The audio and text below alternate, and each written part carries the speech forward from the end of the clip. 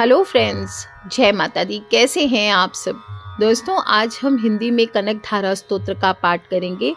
माता लक्ष्मी की आराधना करते हुए शुरू करते हैं।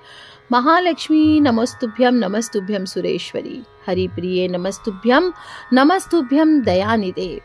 दोस्तों, सुनने से पहले जानते हैं कि इसकी स्तुति की रचना किसने की और इसके प्रभाव क्या हैं।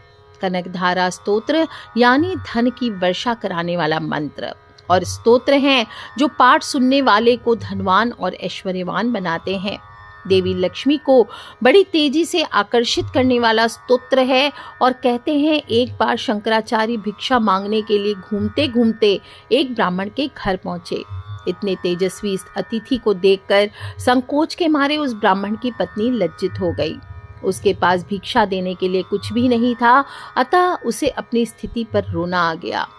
नम आंखों के साथ उसने घर में रखे हुए कुछ आंवला लिए और सूखे आंवले उस तपस्वी को भिक्षा में दे दिए। शंकराचार्य जी को उनकी यह दशा देखकर उन पर बहुत तरस आया और उन्होंने तुरंत ही ऐश्वर्यदायक दशविध लक्ष्मी देने वाली अधिष्ठात्री करुणामयी वात्सल्यमयी नारायण पत्नी महालक्ष्मी को संबोधित करते हुए एक स्तोत्र की रचना कर डाली। स्तोत्र के पाठ से वहां सोने के आंवलों की वर्षा लगातार होने लगी और इसीलिए इसे कनक धारा स्तोत्र का नाम दिया गया। वर्षा के समान सोना बरसने से ही यह स्तोत्र श्री कनक धारा स्तोत्र के नाम से प्रसिद्ध हुआ और कहा गया है इस स्तोत्र को पढ़ने के लिए किसी विधि विधान की आवश्यकता नहीं है और एक बार या 11 बार इसको सुनना या पढ़ना पर्याप्त होता है। आप चाहें तो रोज नियत समय पर नियत संख्या में अपनी सुविधा अनुसार भी इसको सुन सकते हैं और सिद्ध मंत्र होने के कारण कनक धारा स्तोत्र का पाठ आपको तुरंत ही फलदायी होता है, दरिद्रता का नाश करने वाला है। तो पूर्ण भाव के साथ हाथ जोड़कर माँ लक्ष्मी की आराधना करते हुए चलिए इस पाठ को शुरुआत करते हैं। हिंदी में पाठ पढ़ेंगे ताकि सभी लोग को अर्थ सहित माता लक्ष्मी की सच्ची भक्ति की ओर अग्रसर हो सके। बोलिए महालक्ष्मी मैया की जय। महालक्ष्मी नमस्तुभ्यम सुरेश्वरी, हरिप्रिये नमस्तुभ्यम दयानिधे। ओम वंदे वंदारु मंदारमिंदिरानंद कलदलम अमंदानंद संदोह बंधुरम सिंधुराननम। ओम अंगम हरे पुलक भूषणम माश्रयन्ति भृंगांगनेव मुकुलाभरणम तमालम। अंगीकृता अखिल विभूतिर्पांगलीला मांगल्यदास्तु मम मंगल देवताया।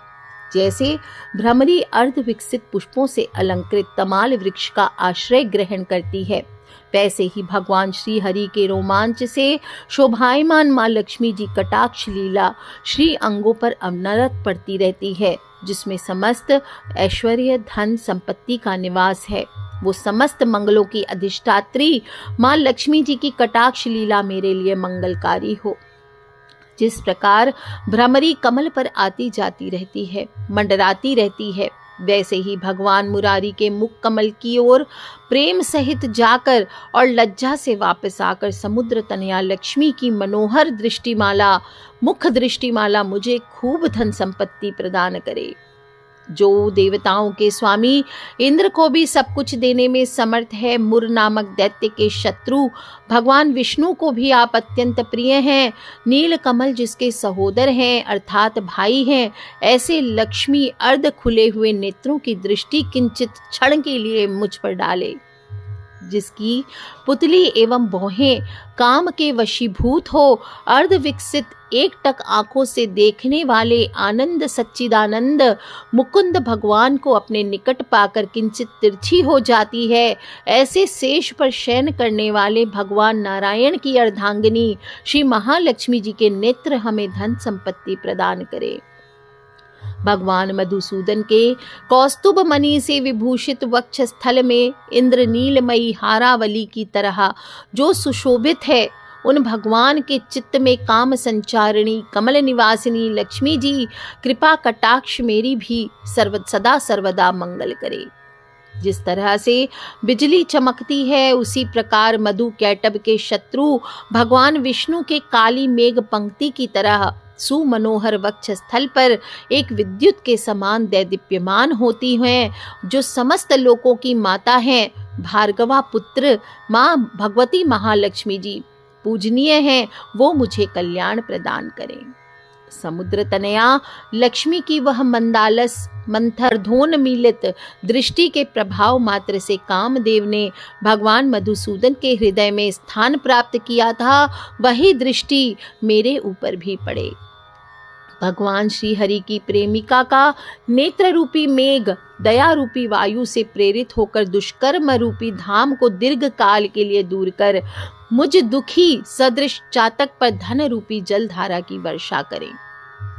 मतिहीन मनुष्य भी जिसके स्मरण मात्र से ही स्वर्ग को प्राप्त कर लेता है, उन्हीं कमल आसना कमला लक्ष्मी जी के विकसित कमल गर्भ के सदृश कांतिमयी दृष्टि मुझे मनोभिलाषित पुष्टि संतान आदि की वृद्धि प्रदान करे।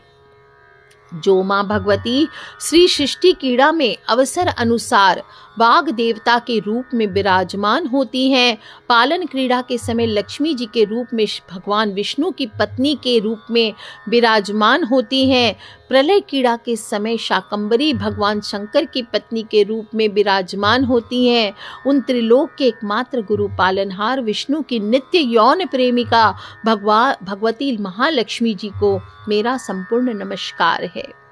हे माँ लक्ष्मी, शुभ कर्म फल प्रदायिनी रति स्वरूप मैं आपको प्रणाम करता हूँ।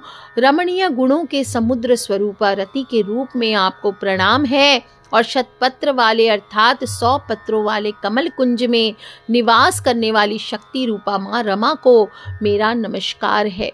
पुरुषोत्तम की प्रेयसी को मेरा नमस्कार है। कमल समान मुख वाली लक्ष्मी को मेरा नमस्कार है। क्षीर समुद्र में उत्पन्न होने वाली समुद्र तनया रमा को नमस्कार है। चंद्र और अमृत की बहन को नमस्कार है। भगवान नारायण की प्रेयसी को नमस्कार है और सोने के कमल आसन पर बैठने वाली भूमंडल नायिका देवताओं पर दया करने वाली शार्ंग आयुध विष्णु की बल्लभा शक्ति को मेरा नमस्कार है। नमोस्तु लक्ष्मी कमला ललाय, नमोस्तु दामोदर बल्लभाय। भगवान विष्णु के वक्ष स्थल में निवास करने वाली देवी कमल के आसन वाली दामोदर प्रिय लक्ष्मी आपको मेरा नमस्कार है। भगवान विष्णु के वक्ष स्थल में निवास करने वाली देवी कमल के आसन वाली दामोदर प्रिय लक्ष्मी आपको मेरा नमस्कार है। भगवान विष्णु की कांता कमल के जैसे नेत्रों वाली त्रैलोक्य को उत्पन्न करने वाली देवताओं के द्वारा पूजित नंद आत्मज की बल्लभा ऐसी लक्ष्मी जी को मेरा नमस्कार है।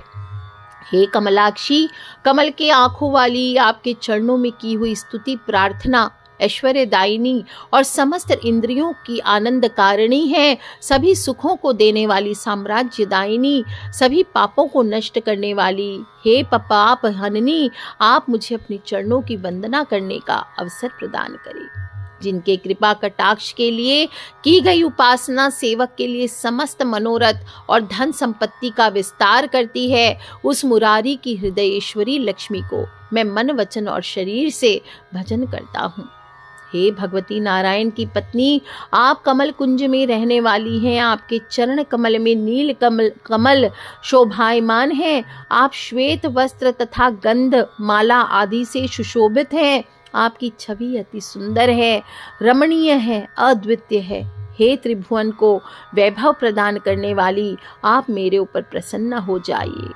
महानुभावों द्वारा दिग्गज जनों के द्वारा पूजित कनक कुंभ से मुख से पतित आकाश गंगा के स्वच्छ से मनोहर जल से जिस भगवान के श्री अंग का अभिषेक होता है, उस समस्त लोकों के अधीश्वर भगवान विष्णु की पत्नी समुद्र तनया क्षीर सागर पुत्री जगन माता भगवती लक्ष्मी को मैं प्रातः काल नमस्कार करता हूँ।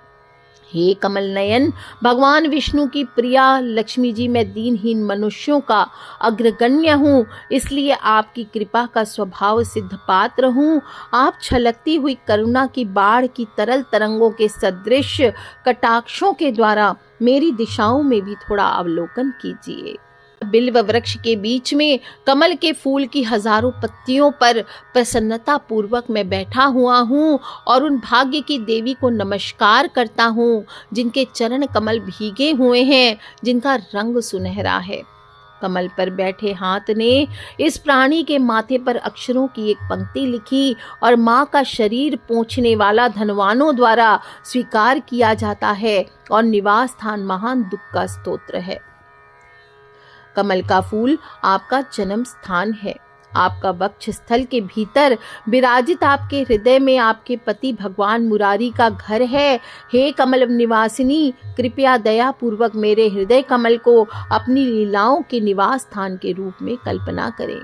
जो मनुष्य या साधक इन स्तोत्रों के द्वारा नित्य वेद त्रयी स्वरूपा भगवती रमा माता लक्ष्मी के स्तोत्र का पाठ करते हैं, वो मनुष्य इस पृथ्वी पर सौभाग्यशाली होते हैं और विद्वान लोग भी उनके भाव को जानने के लिए उत्सुक रहते हैं।